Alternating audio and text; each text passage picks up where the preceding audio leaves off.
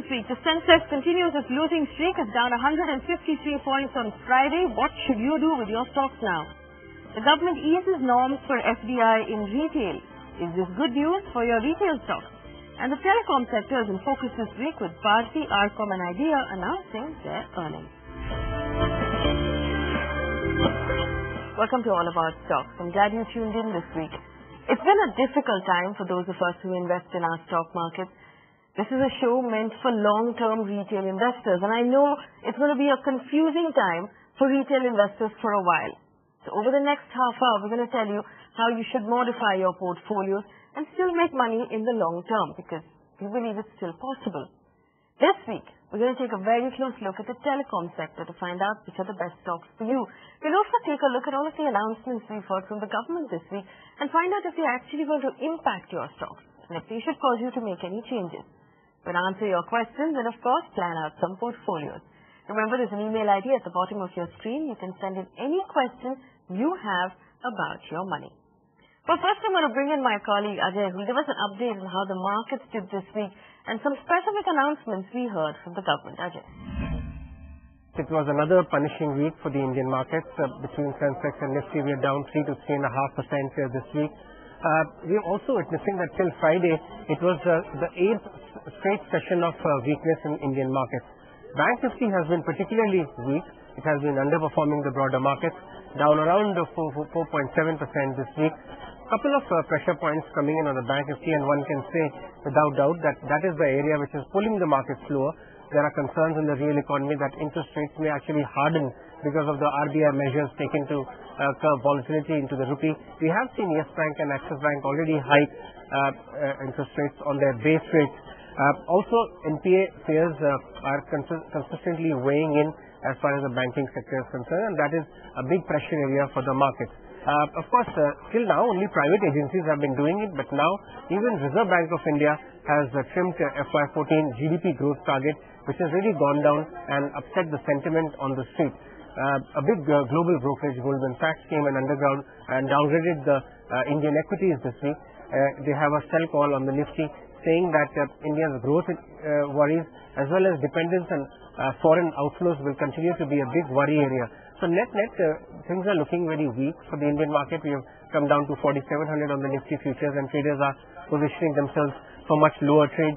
Even the big bank policy measures, for example, the relaxation of FDI norms in several key sectors like telecom and retail, were not really taken in good light by the market, and there was hardly any reaction on the street regarding that.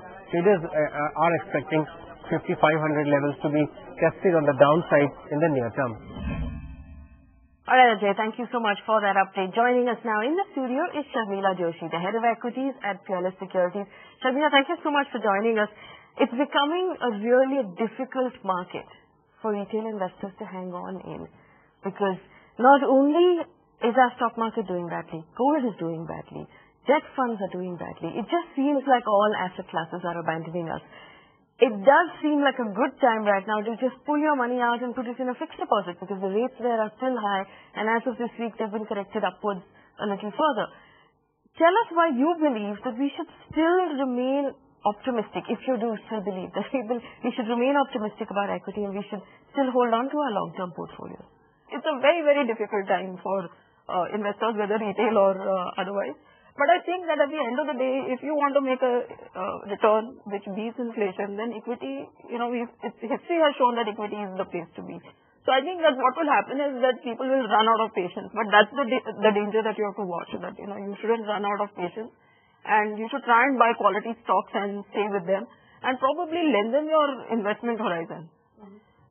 Having said that, I would say that, if you bought a stock and it made you 10-15% return, then book the profit, because we've seen that stocks are also moving in a band. But if you bought a good stock, buy it with a view that, okay, I'm going to stay put in the stock for some time to come. Okay. Like Ajay was just telling us, not only has the market been moving downwards in a continuous manner, there's been other bad news. We've been downgraded as a country. There's a lot of mixed messages coming from the government. Some voices from the government are talking about growth. Some voices from the government are talking about tightening the market and maybe holding on to liquidity, propping up the rupee. The market incidentally is not reacting to any of this. it hasn't really reacted to corporate numbers as well. Where do you expect the next trigger to come from? How much longer do we expect this downward spiral to continue? Actually, in a way, market has reacted. It's just that, we are looking at the headline number for Sensex or the Nifty, and, we are getting carried away by that. But if you actually look at stock prices, then, that tells the real story. Because barring one or two sectors, and even within those one or two sectors, the two or three really frontline stocks, every stock that you can pick has done so badly in this last 2-3 months that it's telling the story. Also, if you're looking at it from a PE, EPS perspective, then it again back to trading at 14.5 or thereabouts. And, so you think that, Nifty is at 5,800, but it doesn't mean anything. It's just a number because you're still trading at a multiple which is discounting future earnings by 14 or 14.5 times. And, that's the band that Sensex has been, 14.5 to 18 or so. So, you're again at the lower end of the band. So let's not get carried away by that number, but you should really look at it from an individual stock perspective. And I would say that really I think markets are reflecting a lot of the pain that is happening in the system, whether it is banking as a sector, whether it is the mid caps, whether it is, so many individual stocks have taken such a beating that I think it's kind of reflecting a lot of this bad news. Well, I want to ask you specifically about mid caps, but when we design portfolios, when you give advice about designing portfolios, there's always talk about putting one or two mid caps in every portfolio. Right now, irrespective of the stock selection, almost all mid cap stocks are taking a beating over the several weeks that have gone by. What do we do with our mid cap stocks right now? Does it make sense to just sell out of them and only hold on to the frontline stocks, the big names? Should we still have faith in our mid cap bets? I think I agree with you completely. I think it makes a lot of sense to do a shift and get into frontline stocks increasingly as time goes by because I think that the uncertainty for a lot of mid caps will increase. And sometimes, things happen which we are not even aware of, which we kind of hit us in retrospect. So you don't want to be caught in one of these companies on that. And secondly, I think frontline valuations have become so attractive. A lot of the valuations in frontline stocks have become so attractive that we should use this time to really get into those. So I think as a strategy it can work. I think where you're making minimal losses or where for a sure that the story has gone really, really bad, it might be a good idea to shift out of it completely and get into a frontline stock. Within the banking sector, in the past, you and I have talked about the fact that you see a lot of value within the private sector banks. Do you still see value in banks like Axis, which have corrected so drastically? Do you still think it makes sense to pick up those stocks? Yes and no. I mean, the value is there, but possibly you'll have to wait a bit because I don't think that this correction is done. Simply because, banking is an overall sector. So everybody has some or the other banking stock within their portfolio. So, if you were to see something going wrong, then the reflection on banking will always be first. And we are seeing that reflection. I mean, if you look at banking index and where it is at, as you were saying, it kind of brings that to mind. But I think that it's a matter of time really, that some of these measures, banking stocks have also reacted to all these RBI measures, etc. And they're finding it very difficult. I mean, having spoken to bankers, I know that they're really going through a very difficult time, dealing with all these new strict measures. So it's they expect, that some relief will come, if not now, maybe a month down the line, that some relief will come. And this quarter will definitely be a write-off as far as banking stocks is concerned. So maybe we should wait it out for 2-3 months. And once we see or we sense that, okay, the rupee volatility has kind of gone or it's become stable and that the government is looking to roll back some of these measures, and maybe that's the time when we should start entering some of these private banking stocks. I want to take you back to when you said get out of your mid-caps and consider frontline stocks. And you said you still see value right now in one or two frontline stocks. Can you give our viewers two stocks you see value in right now? I think pharma as a space will continue to do well. So I think within the pharma space, whether you were to look at a Sun Pharma or even a Dr. Reddy, I think definitely you could look at some pharma space. I think FMCG again would have some value because at the end of the day, you will want to be in something that is not so high in beta and where earnings are kind of fixed. And at the end of the day, the third sector that comes to mind is the sector which is perhaps the only sector that's giving you double-digit returns at this point in time, and that's IT.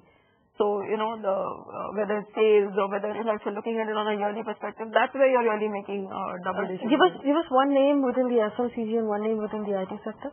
I think we should wait for correction, this correction in HUL that is underway to get over. And I think if you get it at a level of between 550 to 570, I think it's a good stock to enter. And within the IT space, I think again on correction, HCL Tech is a good stock to enter. All right. So those interesting names there that Sharmila still believes that there is value in our market. And of course, she said, in the long term, if you're a long-term investor, like you and I are, then it does make sense to still have a portion of your portfolio in equity. We have a couple of questions for you, Sharmila. Ravi has written in, 300 shares of Future Retail at 218 rupees. Should he hold on to that stock? Stock at the week at 78 rupees. Now, we know that, like we were talking about, lots of announcements coming in from the government in the hope of propping up the market and the rupee, bringing dollars back into India. They seem like band-aids. The market is not really reacting to them. Even the announcement of the fact that the rules for FDI in multi-brand retail were eased on Thursday evening. We didn't see too much happen in the market on Friday. For an investor in Future Retail, do you think this will make any difference, any change for them? It should, because I think that what's happened is that, when you first said that FDI is relaxed or whatever, you said 30% mandatory local sourcing or whatever. And I think that really applies more to companies which are in a food multi-brand retail.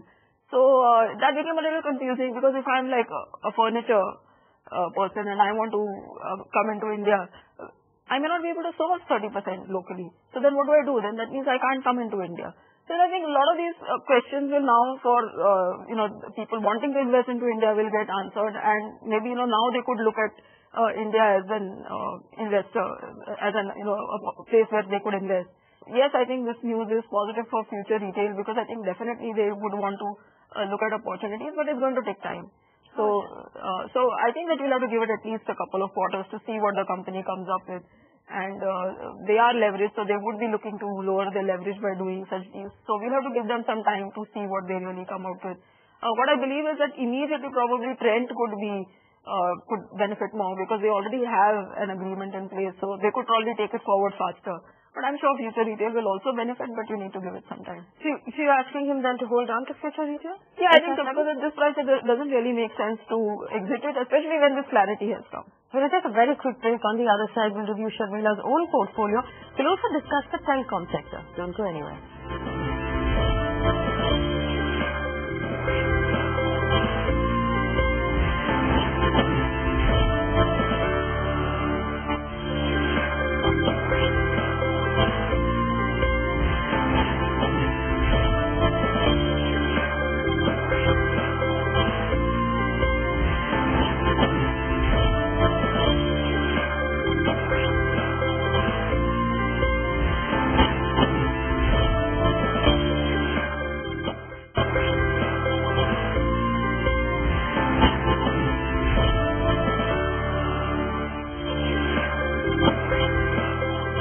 Welcome back. You're watching All About Stocks on ET Now. Thank you for staying with us. Sharmila Joshi is with us as well in the studio, helping us with our stock investments. We have a couple of questions that have come in on the telecom sector. Golam has written in 25 shares of Bharti Airtel bought at 325 rupees. He wants to know if he should hold on to it. Now, the earnings beat expectations. We also know it's one of Sharmila's recommendations with a target of 350. I want to bring in Ajay first to take us through the earnings in the telecom sector, and also the fact that we've seen some of that pricing power return. Ajay, take us through what happened this week. Well, sir, the earnings season is definitely in its last lap, and several key earnings were declared this week as well. But one sector to note this time around has been the telecom sector, and especially the serious players such as Bharti and Idea have thrown up pretty interesting trends in the first quarter. We are witnessing strong internals by both these companies this week. Of course, there was some stock reaction as well. Brokerages have come out and upgraded their earning estimates as well as price targets. But management commentary is indicating that pricing power after several quarters is coming back to this particular sector. This is clearly evident in increasing volumes and revenues per user. Also, apart from Reliance Communication, which is a big worry area because of high debt which is sitting on its books, Bharti and Idea is where the big funds till now have been relatively neutral or underweight, and hence they also have started gradually increasing their exposure to this sector after a lot of other players have surrendered their spectrum or left the sector, and now only 2 to 3 players, including Vodafone, Bharti and Idea, are being seen as serious contenders for market share. All right, Ajay, thank you for those numbers. Are you, since you gave us a target of 350 on Bharti, are you impressed with the way the sector has done in terms of numbers? And can you tell us what happened to Arcom and why Arcom corrected so drastically this week? Okay, I think for Bharti, it was an excellent set of numbers. So I think definitely the investor should stay put over there. The winner, of course, has been Idea, which has turned in a very good set of numbers. But you saw some correction there also because we had seen the stock run up in kind of anticipation. And I think the reverse has happened in the case of Arcom because you didn't see, you saw numbers lower than what market was expecting. Last time, of course, there was some one-off which was not there. But I think even if you remove that, the numbers weren't quite what they should have been. And this is a stock that's run up from 60, so it's doubled. So, there is some amount of correction is warranted. So, I think that's about it. I think for Arcom, it's really going to be the story of what they're able to do with, the process that they've started with their tower and, whether they're able to get investors in at what price, etc. So, that's really going to be the story for Arcom. It's not really going to be so much number specific in any case, but the numbers were a disappointment. So, going forward, are you bullish on Airtel and Idea at this point? Yes, I think, but Bharti Airtel would have to correct from this level to really buy it, and even Idea for that matter. Though Idea numbers were really very good, but I would wait for the stocks to correct a little bit before I bought into them. But we have another question that's come in from Vijay Haran. He has 20 shares of Financial Tech bought at 907 rupees. He wants to know if he should hold on to it. I'm going to pull up that stock. It ended the week at 147. Now, Financial Technologies was under a lot of pressure this week. It fell as low as 105 in trade. This is because its subsidiary, NSEL, suspended trading of agriculture-related contracts and, of course, deferred a lot of settlements. This caused a lot of fear in the market about possible payment defaults. Now, for someone like him who's holding Financial Tech at 900 rupees, what should he do? It's very difficult, to take a call simply because what happened is really a technical situation where you saw some amount of concern, as you're saying, come because you thought that there could be a payment default. Now, whoever we've heard, whether it's the officials from Financial Technologies or FMC, they've all said that this is a situation that's going to resolve within the next 8 to 15 days. That being said, I mean, you could see a very sharp pullback if that does happen because, obviously, this is a stock that everybody went short on. I mean, given this kind of news, you knew that this was headed downwards and you went short on it. So you could see a pullback because you could see some amount of the shorts getting covered. But for it to move to 907, that's the investor's price. That's another thing altogether because, it would mean that, what would be therefore the product that NSEL would give you because it had two products. One was this e-contract on gold and the other was the agricultural contract. If that's out of the picture, then what does NSEL give you? Is it able to sort the regulatory issues on that? Because it was a good product, but obviously there are regulatory issues. And then there's the whole confidence thing, to build that back in the minds of investors. So it's a very, very long and difficult road for Financial Technologies. He should stay put for the next 8 to 15 days to see how this situation resolves. But 907, according to me, is a really long call. And there's also the question of MCX. Now, if you pull up the MCX stock, it saw a very sharp cut. It was down about 20%. It ended the week at 408 rupees. What's your call on MCX? I think the same. I think you need to possibly wait it out and see how this situation on Financial Technology resolves. But that being said, it's less troublesome for MCX because it's a separate exchange by itself and there are no regulatory issues there. So hopefully it should recover faster from this level. But there again, I think it's going to take time for it to go back to that 1,000, 1,100 level, which a lot of investors had got in at. So every time it goes closer to that level, you're going to see pressure on the stock. So if you bought at this level, you can, possibly wait, and if you haven't got the stock, wait to buy it. You're getting a good price on it. But it's a slightly risky buy. But if you own it already, then I think, again, the road is going to be a little difficult. For those of you who watch the show regularly, Sharmila designed the portfolio on the 21st of December last year for us, especially for this show. The idea is to use this portfolio to understand the fundamentals of building a portfolio for a long-term investor. Now, the portfolio is in an overall loss of 23%. Let's compare that to the Nifty. That's down about 3% on that same level, which means that it is underperforming the Nifty very drastically. But like we talked about, the Nifty is possibly being propped up by some very strong stocks at this point. Then we go through the list of stocks. There's SAIL, BHEL, Central Bank, Godrej Industries, RNFS Transport, Ipca Labs, JSPL, Kajaria Ceramics, M&M, and SBI. Now, like we talked about in the past, SAIL and BHEL are doing really badly. SAIL is down 56% since you bought it. Do you want to make any changes to this portfolio? Yeah, I think so. Not because of really of any reason of loss of kind of faith in the stocks that I have, but simply because I think that all stocks have corrected, and maybe it might be a good idea to shift into some other stocks where I think that either the pullback could be faster or that they could gain more from this level. So I think from that point of view, since I have two metal plays and metal is a space that's doing badly, I'd look to exit one and I'd look to exit SAIL and possibly add State Bank, add that money into State Bank, simply because I think banks have also been beaten down very badly in this interim. And I think there are greater chances of State Bank doing better in the longer run than SAIL, I mean, in a shorter term rather than SAIL, because SAIL is going to take time to recover 50%, and I think it's more probable that you'll see a better recovery in State Bank. So I think that's one change that I would make. Then I think as you said, BHEL is the other trouble spot for me. So I think I'll switch that and I'll buy Larsen instead, because what we've seen is that Larsen numbers again weren't particularly good, but their order book is really good, and they've kind of said that they'll meet their FY14 guidance. So from the same space, like it's from the capital goods space, but simply because it has less exposure to power and because it has a better order book, I think the chances of it's a better place than BHEL.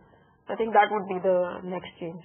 Alright, so a couple of changes in Sharmila's portfolio. I'm going to very quickly take you through it. Right on top now is L&T, Central Bank, Godrej Industries, INFS Transport, IPCA Labs, JSPL, Kajaria Ceramics, M&M, and SBI. We, of course, have now on this portfolio increased our exposure to SBI. If you have any questions about that portfolio for Sharmila in particular, write to us. Email ID is at the bottom of your screen. On the other side of this break, we're going to talk about Voltas, NMDC, and Aditya Birla Nuvo. Don't go anywhere.